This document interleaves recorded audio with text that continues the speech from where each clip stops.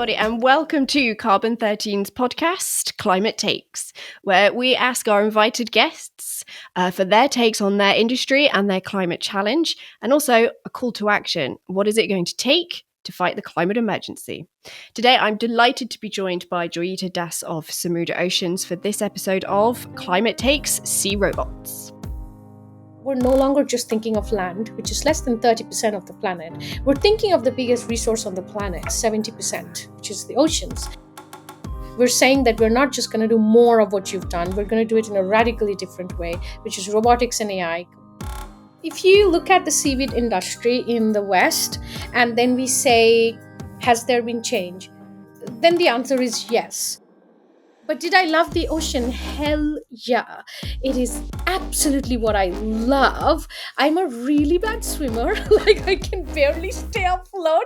I will die if you throw me in water. But I will be the one to volunteer first. Welcome, Joyeeta. Welcome. Thank you so much, Sarah, for having me. You're very welcome. Quick intro to Samudra Ocean. It's Earthshot nominated. They're backed by the British Design Fund and the European Space Agency. Joyeeta Das is herself a serial entrepreneur and fabulous speaker, having spoken at places like the UN, the World Economic Forum, and recognised on many lists of influential women in tech, including by Innovate UK, I believe. Joyeeta, super looking forward to this. Shall we start with a quick fire round? Yes, let's do it. Fab. Name of company? Samudra Oceans Limited. What do you make? Robotics and AI for seaweed farming. Who do you sell it to? To people who own seabeds, farmers, aquaculture specialists, and anyone looking to play in the ocean. You have seaweed farms off Scotland, Cornwall, and Jamaica. If you could magically teleport to any of those places right now, where would you go? Well, Jamaica for selfish reasons, but I do love our open farms in Scotland because it's just a very special place. North of Scotland is just magical. It's magical. And then final quickfire question, is Samudra a climate company? Every company is a climate company, I suppose, especially us, but who's not a climate company? We take all resources from the climate, we give back to it in a negative way mostly. So who's not a climate company? 100%. If we look to like anybody who's starting a business or investing in a business, you need to be looking at the 2030s right now for when this company hits scale. And if we look at the net zero targets, no company can operate in the 30s and beyond without considering their impact, both any extraction or damage they may cause, but also the opportunities to have innovation to transform an industry for the better and also for a commercially better. And we're going to dive into that with Joyeeta later on. Joyeeta, when we scale seaweed farming, what are we actually achieving? We're achieving some pretty awesome things. We are achieving scaling seaweed. Yeah, sure. But why is that awesome? Well, seaweed kind of takes out way more carbon than even tropical forests. So it's a big carbon capture mechanism. The second thing is it normally ends up providing a lot of jobs to tier 2, tier 3 economies that are coastal and at the forefront of the climate crisis. But it also has some other benefits that are directly connected to biodiversity. So, for instance, it serves as a hub for biodiversity. So you have baby otters using it as a nursery because their moms leave them wrapped up and then go hunting. And then it also reduces ocean acidification, which is a huge problem right now. But the most amazing thing is it actually reduces ocean eutrophication. So all the nitrates that leach in, which is like a big problem right now in the world, they get absorbed and the seaweed actually likes it and gets better because of it. So it cleans up the water and it loves it. So that's great. With all of these benefits in the ecosystem, I mean, you can only think that it's a good thing. The other thing to know about is when you're scaling seaweed farming, what are you really scaling? You're scaling a product, a substrate that serves as the basis of so many products that need to be substituted, like bioplastics, biofertilizers, meat substitute burgers, alginates. Like, you can only make good things with seaweed. What can you actually make that causes damage? You actually end up making things that's a good substitute for things that cause damage, like plastics and fertilizers and meat.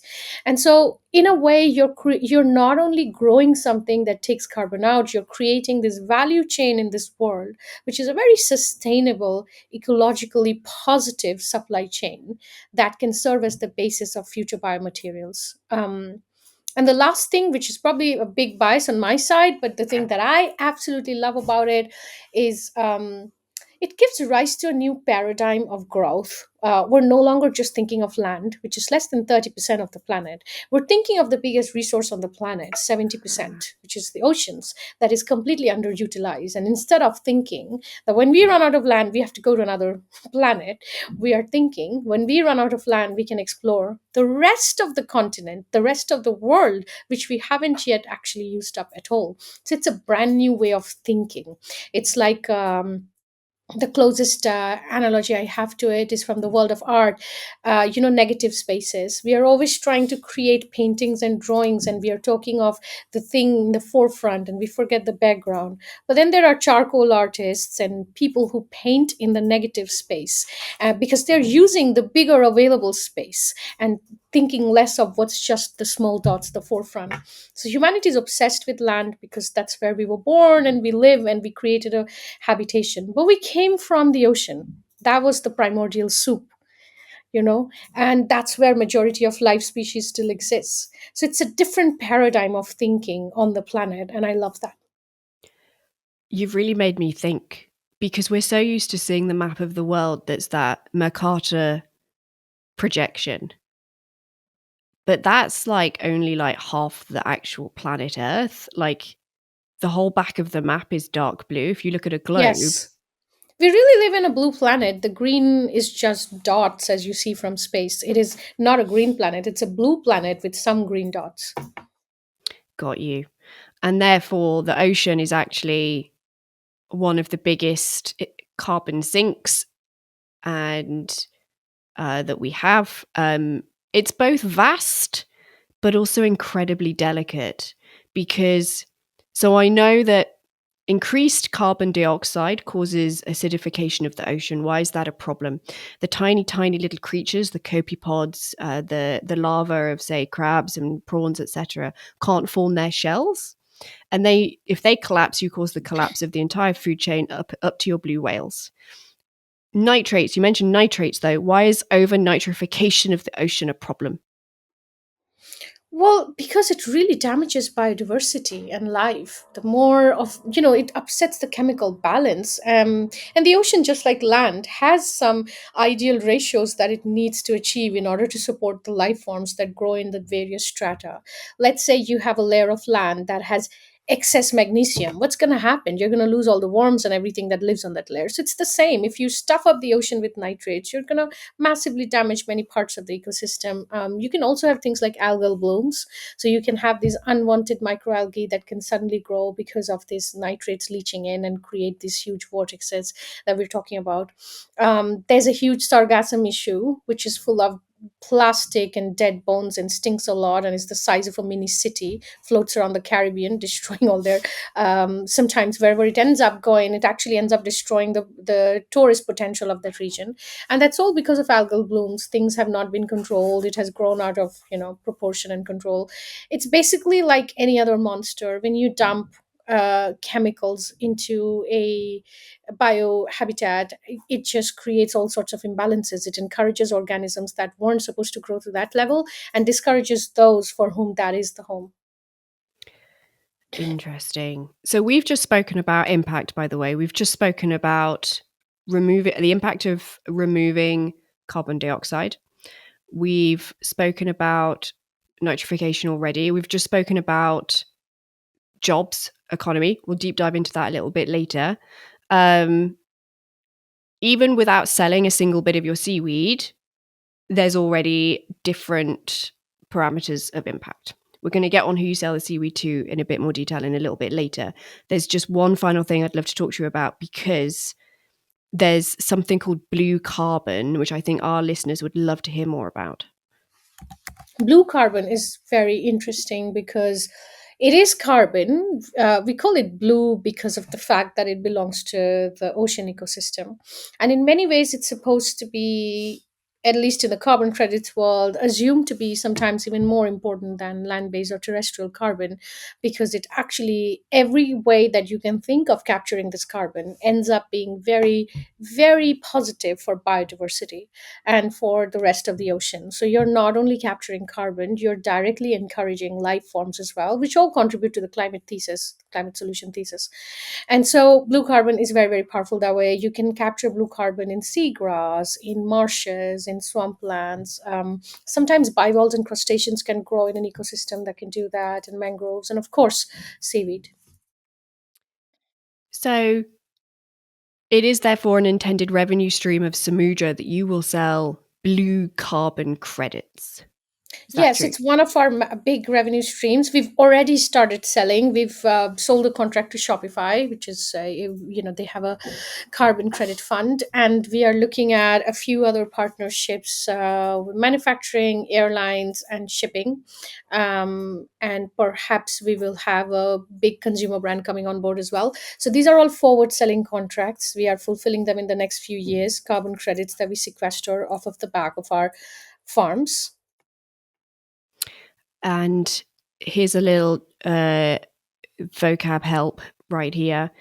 Sequestering carbon means that you're able to store carbon for a very, very long time. We're talking ideally hundreds of years, I believe. Yes. So it's Over 100 for sure, but maybe even 1,000 maybe plus. even Yeah. thousands, as permanent as we can make it, Yes. sequester. And then also anybody who's interested in carbon credits, which is somebody is paying for the removal and capture, storage and sequestering of a ton of carbon. Measurement, reporting and verification, MRV, which you'll hear a lot, is vital to actually make sure that you can accurately measure the amount of blue carbon being taken out, report on that accurately, and then also have it verified. So a company which is able to do MRV of blue carbon is very much needed by the industry. Yeah. Okay, we've spoken about some of the climate benefits. Let's look at the industry as a whole, the seaweed industry. Has the seaweed industry changed in the last couple of years? So the answer is yes and no, depends on how you define change. It's a relative question. So if you look at the seaweed industry in the West, and then we say, has there been change? Then the answer is yes. But if you look at it relative to how any other industry is growing, has there been change? Yes, there's been change in the demand, but not in the supply. So it's a very constrained industry. I would say the changes are in terms of mindset. There's been lots of bioplastic companies coming in. There's been meat substitute companies coming. I don't know if you've heard of Flexi and Nopla and Better Fish and Bezios. It's a packaging company. So lots of new companies have come in that are wanting to use seaweed. So there's been change in that regard. Where has it not changed? The method of delivery has not changed. So we're pretty much growing it the way we've always done. So seaweed is a pretty old industry in the East. For China, it has been for hundreds of years, perhaps thousands even. It has been grown in Japan, where there's a big crisis because the farmers are very old. They don't have new people, and that's like an actual problem there. They need automation. Then then you have Korea, then you have Indonesia and Philippines. So it has been growing for a while. China produces almost 70 to 90% of the world's edible seaweed right now. So it has pretty much been doing that forever. It's all the sushi, nori, everything that you eat, the wakame and all of that. In the West, though, we've just only recently started getting it into an organized way. Small boutique quantities had been grown in Wales and Scotland and north of Ireland and in Norway forever, but they were boutique quantities. So if you know things like lava bread, that's a very old form of Welsh food. That is seaweed, that they eat. So we have been doing boutique quantities near the ocean economy, near communities, but it has never been full scale. And now what's happened in the last few years is there's been a lot of demand for it, so people want to grow. But it's kind of the Ford situation. Henry Ford said that if I asked my customers, what do you want, they would have said a faster horse. they didn't think of a car. Or like Steve Jobs would say, no one thought that they needed this phone. They were like, and when he went to homebrew with his computer, as is famously known, they said like there's a market for probably three for PC. So the problem is, now that we're trying to scale the supply, the idea for existing practitioners is they're going to scale it the same way it has already existed, just do more of it. And our point is, just by doing more, you're not going to meet this big radical change in demand. It has to be a completely different paradigm. So you can't do more castellations, more ropes, and more people on boats. That's not going to work. You have to just move to 2024. So if an alien landed on this planet today, okay, have you read Stranger in a Strange Land? One of my favorite books of all times. Highly recommend anyone listening. It's incredible. It's an alien who lands on this planet in modern day age, a fully grown man who's in humanoid form, or is a human probably, very intelligent, just lands in the middle of this planet and then wants to understand everything, and the way they question it is opens up your mind. I love that book. A gift to me from someone who was studying physics and philosophy, and he said that you really have to read it, and it changed my mind about how I think about the world. Anyway, this book does what I'm trying to say now. If you landed in 2024 and you were told, with all the knowledge of the world dumped into your brain, that seaweed industry has so much demand, and now this is such a great useful solution for the world, what are you going to do? This person would not say, let's just put in more ropes and more boats. They'll look around the ocean like a giant and they'll say, hey, what are the oil guys doing? Hey, what is shipping doing? Hey, what's offshore wind doing? Why can't we do the technology for aquaculture, for seaweed? They're not going to use the same thing. They're going to use the most latest thing that's available and apply it. That's what we do in every industry. You take the most latest tech and then use that. You use chat gpt for everything today. You're not trying to make an AI from scratch that will talk to you. You're just building on top of it. That is the mindset we are bringing, and trying to change in the seaweed industry. We're saying that we're not just going to do more of what you've done. We're going to do it in a radically different way, which is robotics and AI, completely automated farms, completely automated monitoring, and flat pack farms that are pre-seeded, pre-harvested. So it's not a gradual incremental change, it's a step change in production. So you're basically saying that the seaweed industry is a bit like horse and plow in Victorian times. Yeah. And Samudra is not just bringing the tractor, you're bringing a self-driving tractor. Yes, we are bringing Tesla. We're You're like, bringing Tesla. this just put in the coordinates, takes you where you want to go. That's what we're trying to do.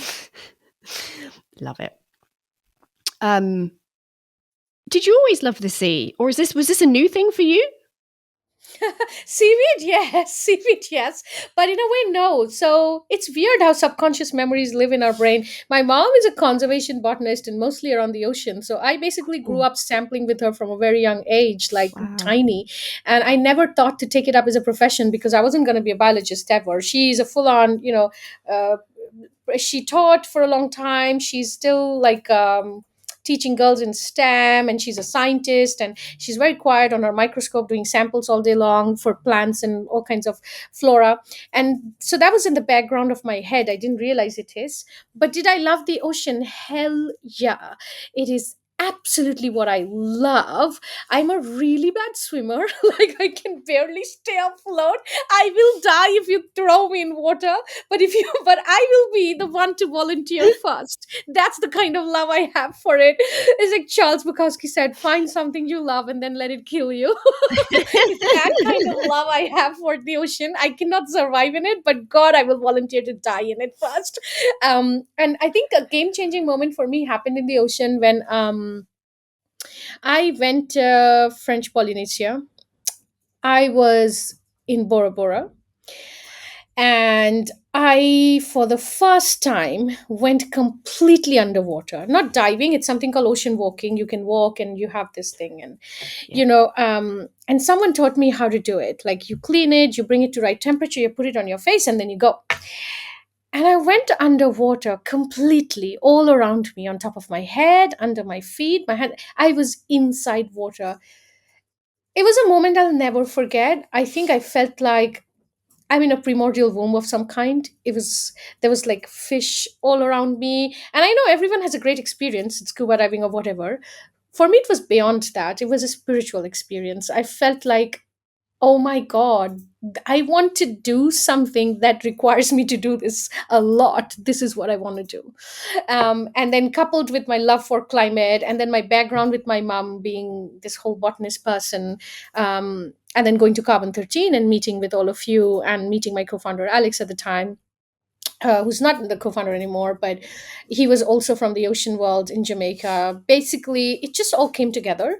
But it's so funny how the pieces we put in motion in our lives come together in future in a really strange way. You don't see it coming together, but it all comes together as a giant puzzle. Looking back, the dots join, but you don't know it when you're standing there. That day in Bora Bora, I did not know I'll make a climate company in the ocean. When I was capturing samples with my mom as a 6 year old, I did not know I will grow up and use this knowledge. I didn't know I'll call my mom to understand species 20 years from that day. But all of that came together. I think that's so true, and I think one of the joys actually of as we get older is so much more planned serendipity happens, and all of the you all of the bricks you've been building in sort of the wall of your life are building, and the foundations are building to a culmination, which it takes a while for the fruit to come, right? Yeah, because there's a Latin saying, isn't it? Child is the father of man. All that is to happen, we've already seeded by the time we've arrived at it. They're all just growing and flowering in future. But with every moment, we are already creating your future. You've already set it out. Exactly. um My next question is something completely different to what we've just said, which is actually, I wanted to talk about the state of investment into climate. But actually, do you know what? No, I'm going to fight for it and say there is a link, because there has to be a will to invest in climate companies, and that will comes from humans and their life experiences, Yeah. ultimately. So there is a link. Mm. You're a serial founder. You've raised lots of money. You're also an investor. I think you are an investor. And you've spoken in the past about climate capital, the difficulty with the current financial instruments for climate capital, and that patient capital, its needs differ. Elaborate on that. Yeah, sure. So, couple of really obvious technical challenges investing in climate. Looking at it also as an investor, but now that I'm also a founder, one is a lot of climate solutions require rethinking the entire scenario. We're trying to create a whole new ecosystem, right? So there's a lot more deep tech and science than any other sector. It's a lot less, I'll just tweak this behavior and change it, and a lot more deep tech and science, which is by nature patient capital, and even higher risk profile than even regular venture capital, which is very high risk profile anyway. The second thing is hardware. There's a lot of hardware and infrastructure play, which are more like PE and debt play, things that you don't get in early stage. So, early stage instruments that can somehow be modified financially to accommodate debt and PE style play, despite being early stage, would be good because there's lots of infrastructure and hardware play in climate tech. The last but not least is I fundamentally find markets. So, most of early stage investment is angel or VC. You can have occasional grant or a competition, but they're a minuscule part of this investment. And most of that is about playing into big markets. That's what the whole VC thing is about, right? You play into a big market, you disrupt it, and you become a unicorn because the market's beyond $1 billion in size, so you capture most of it. Now, that does not work for climate because if the world had markets that were good for solving the crisis, then we wouldn't have the crisis. That we have the crisis today because we have created a world which was only led by pure capitalism. Adam's hand was moving it, and not necessarily about creation of markets that restore or value the earth's natural resources. We completely forgot that invisible stakeholder that has silently supported every endeavor. So now, if we want to disrupt that market, you can find one player or two, but you're not going to find an overwhelming solution number of solutions that disrupt those markets because what we're trying to do is create a new world, market creation. So market creation is very different from playing to existing markets. It requires a completely different mindset.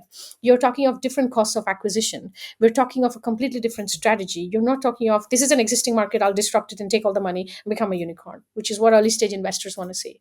We're talking of I'm going to make this whole new market, a whole new paradigm of doing this thing, and it's going to change people and it's going to change the world. So you're talking of more capital, much longer patience, and a completely different mindset. The parameters and indicators of success in these kind of plays, which is the majority of the most powerful climate company plays, is not going to look like a standard B2B SaaS company. You're not looking CAC to LTV. You're not looking cost of acquisition to lifetime value. What's the ratio? You're not looking at those things. But that's the template early stage investors are applying to climate companies when they're selecting them and missing out the whole thing. So I think there's a whole universe of new market creation, new paradigm creation that is completely untouched by any kind of capital. And it requires creation of instruments that are a mixture of things, that are safes and notes and banks and P and VC and angel. Because let's face it, if you're going to make a new world, wouldn't you need new inputs? So if we are going to create markets and worlds that don't look like before, wouldn't they be funded financially by things that did not exist before? It just is we're talking of industrial revolution next. So it has to be different. But it isn't right now. I think it'll catch up at some point, but at this point it hasn't caught up. No. VC is actually a very young industry, and I feel in the work that we do, it sometimes feels like it is as inevitable as a river. When VC, as we know it, venture capital, the idea that you have adventures into starting and scaling companies starts in, I think, like the 50s, 60s even, in Silicon Valley. And so it sounds huge what you're describing, a market creation, a new way of doing capital. But actually, you're saying we just need to do something we've already done in the past lifetime of a human alive Yes, today. I totally agree. And actually, what you said is the reason I think it should have been more possible. Because if you are new and risk taking and always look at upside, then you should not be limited by dogma and template. You should not be limited to institutionalized propaganda. You should actually be saying that since anything above 100 is, anyways, crazy, I can go as crazy as I like. But sadly, like everything else in the world, there's a lot more hubris and fun of belonging to a label than actually being true to it. So, you know what what I mean here. So that is definitely happening. Okay, I think there's a lot of food for thought uh, for this. Um, but what goes hand in hand with having plans and raising capital to fund those plans is actually being sure that you're actually having the impact that you want. With Samudra at the stage that it's at now, how have you even gone about trying to analyze and prove the impact that your company could have? I think there are two things we look at. One is how much carbon did we end up capturing and measuring that with whatever farms we've had so far, and also our devices. And the second thing we can look at is unit economics. How much are you spending on making these machines? How much carbon does it go into making these robotics and AI? And does that beyond offset what you're taking out? And what you're taking out should be, because of them, the carbon capture should be way in order of magnitude higher than what you've spent. So that's LCA, life cycle carbon assessment. But in addition to that, also we try our best to track a lot of the side effects. What else is happening in the ecosystem when you do that? What else is happening to the life forms? What else is happening to the ocean? What else is happening to the neighboring communities? Those are the data points, and then we try and extrapolate that to the future. So if you've captured this much with 20 tons, with 40 tons, with 100 tons, what can you capture with 10,000 tons in 5 years? What can you capture if you can do this with 1 million, 2 million? What can you do with 100 million? How many can you make, and what does that mean?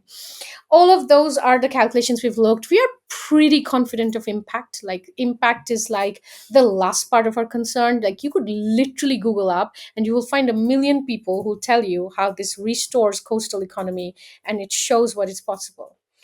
I think it's a question of playing the long game. How do we get here to there, not just in terms of impact, but package it into various smaller packages that appeal to different stages of company creation, which is employee culture and retention. It is also fundraising. It is also allocation of those funds to get to the next milestone that appeals to the next set of investors, and constantly playing that video game in every level until you get to the last level. Are we confident what the last level is and how it can we can get from here to there? The how, no, because we're learning. Sometimes we go a bit like this, a bit like that, all of that. But is the impact guaranteed? 100%, there's no doubt. Probably because this is where I think the first question you were asking, switching gears a bit, about my childhood plays a role, because I've grown up with the knowledge of how the ocean botany works in a way, even though I've not studied because of my mom constantly being on it. I mean, it is inside me. I kind of know how it plays out. Like I know it in my bones how it plays out. And so 100% that I know about the impact. But do I know 100% how we will get to that impact? No, it's a long game. We're looking at 10 years here. So at least, so there's lots of different things that will happen, some of which I know, some of which I'll figure out. Very confident of the impact, but yeah, how do we get there at every stage given the limitations of the financial system and everything else? I think one very important thing here worth mentioning, I don't know if it's helpful for the listeners, but I personally think that when you're making climate companies that are doing significantly harder and step change solutions, it really helps to have seasoned people from finance in the company.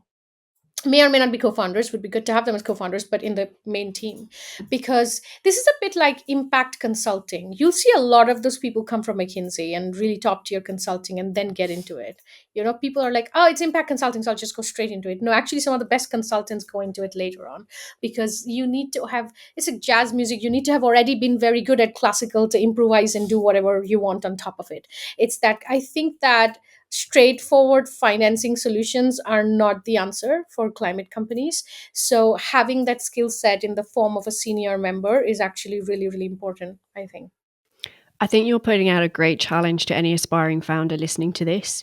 Is you're not just telling somebody to create something or invent something, you're asking them to create a market.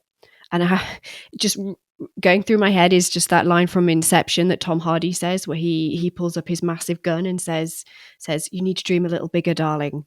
And Yes. Yes. Oh my God. I love Tom Hardy. I love Inception. It's like one of my top five of all times. And I love that line. Yes, you need to dream a little bigger. dream a little bigger, darling. Dream a Uh, little bigger. And it means you put more at stake. You know, as it is, startups are hard to make, but now you really, really set yourself up for a really hard life. Very, very hard and can be disappointing, but also the most fulfilling thing you can do with your life to shape the future of the planet. What could be more exciting? what could be more exciting? Do you have a quick lesson for us, just a quick one on a lesson that you learned when you've described the how and the lessons that you're having to figure out on the way for the how? What was a lesson from that where you were like, ah, okay, that doesn't work? Yeah. That you, I think that it's a bit like a blueprint that I learned from my last few years as well, even when I was not making climate, but generally. So uh, it's something that you learned in experiment life in science. You basically set out what you're going to find from the experiment ahead of the experiment. Because once you started and then you start to write down what you're going to find from the experiment, you'll find that you'll influence yourself. You'll bias yourself to success or failure, depending on whether you're an optimist or a pessimist. You have to already be ready with what you're looking to find out before you start. The same way you write out a memo for hiring before you start, so there's no biases and all the interviewers get circulated that.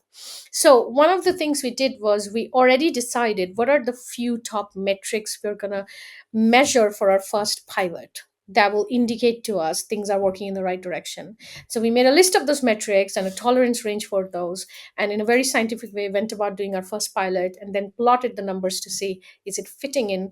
Even before I started, if I was an outsider and I had written this memo, would this have fitted into my criteria of success? Because that's the same narrative I'll be giving to people who have not done the experiment with me but are only looking at the data sheet. You know what I mean? So kind of that. So we looked at carbon, we looked at unit economics, we looked at time, we looked at community outputs and all of that, even ahead of first deployment.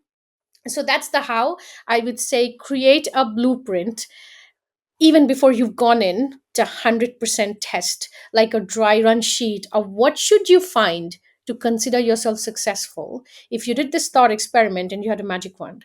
And then you actually do it in real life. Because if you set out everything after you start, you will bias yourself. We are all human beings, we will do it. But then also be a bit flexible. It's not that 100% of what you wrote down was correct, 20% needs to change. But if you don't have anything written, then what are you deviating from? You don't even have a benchmark to deviate from. So have the plan, then do the first pilot. And the second thing that I've learned from my past companies and again applied to it is actually third thing as well, people. And I'll say it again a third time, people. Who you have on the journey is so important, so important. I think that there is a soft element to that, and there is also a technical element to that.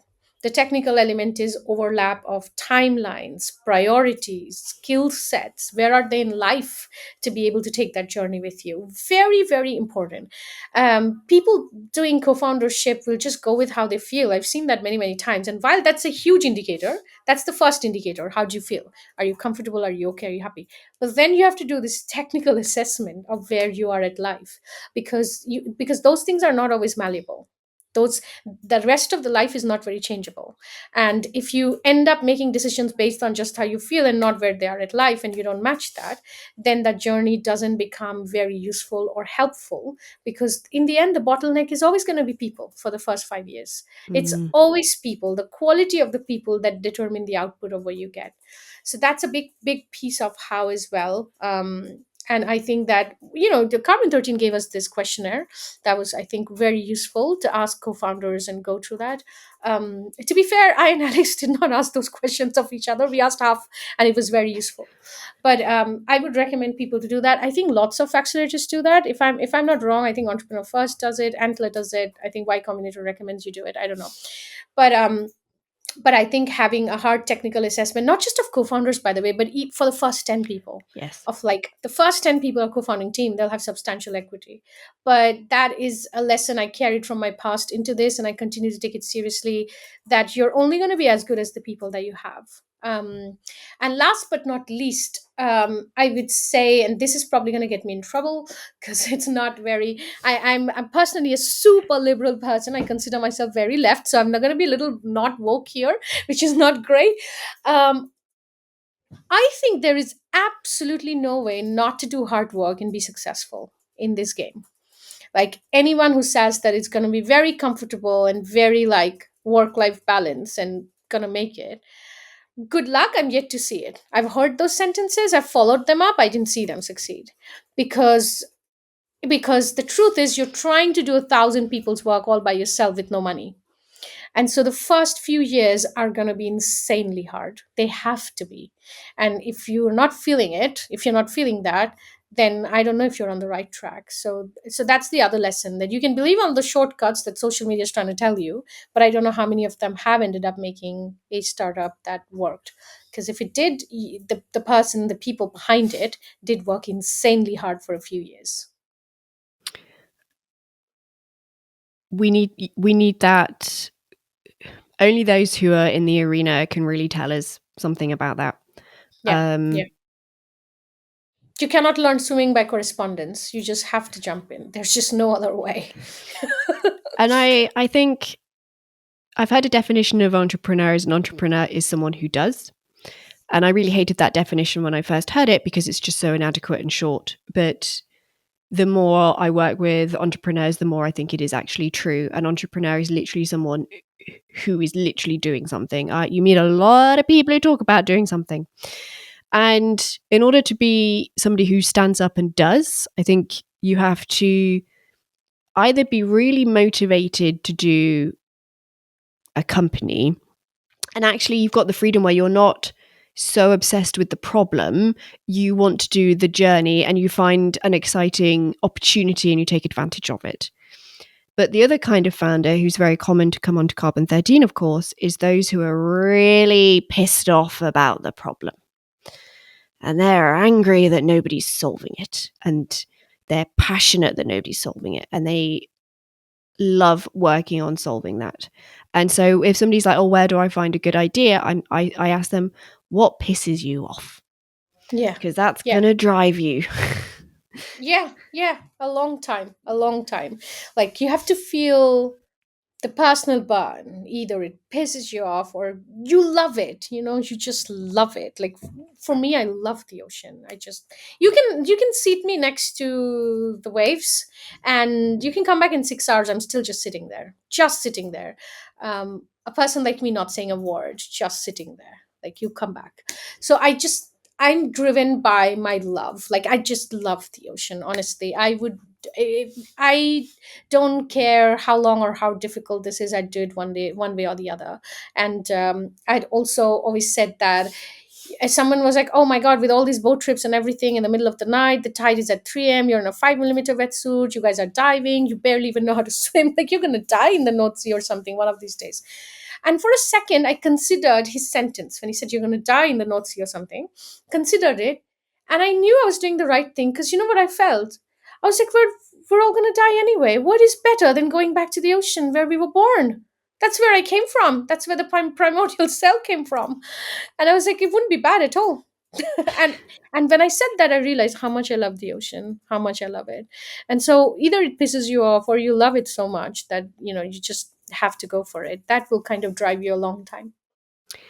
If you're listening to this and you're listening to Joyeeta and you're going, oh my God, me too. Even if it's not about the ocean, if it's about anything at all, where you're like, I would happily lie down and die by a hydrogen plant. Oh my God, a whole cult. What am I doing?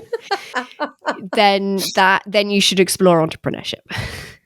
I think entrepreneurship is intensely a self-sabotage act, to be honest, on a personal level. And as Farnham Street has proved many, many times, it is people who are a little bit broken in their heads, because otherwise it just doesn't make any sense that you would do this to yourself.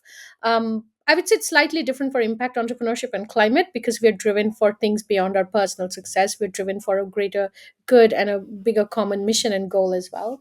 But in general, it is not a very comfortable life. It is a slight act of self sabotage at an individual level. So you have to be the kind of person who's okay with a little bit of annihilism, to be honest. You have to be realistic about what your life is going to be and Yes, you have to be realistic and tailor all your decisions around it. All because entrepreneurs are like the business is business, professional, but the people behind it are personal because we're people. So you will be tailoring a lot, if not all of your life streamlined to this, from your holidays to your partners to your friends, family, how much time you spend, whether you're able to see relatives if they're sick or dying, the festivals, the gatherings, the dates, the shopping, the movie, you think of anything, it's all going to change. And it does 100%. And so it is definitely not something you want to do if you're looking for just a really good job with a calling. That's all my questions, Joyeeta. Thank you so much. Sometimes I ask, oh, what's a call to action that you want our listeners to take? But I think you've just described that. I think a lot of people are going to be sitting back listening to this and having a lot of food for thought. And I recommend that they go and find an ocean to look at to consider it. Yeah, I'd say the same thing that I said in the middle of this call. Charles Bukowski: find something you love and then let it kill you. Yeah. Absolutely right. For anybody listening and you would like to know more, whether you're exploring joining a climate startup, starting a climate startup, investing in a climate startup, please do reach out to us at Carbon13. We're a very open, friendly community. And if we can't answer a question, we'll know somebody who can.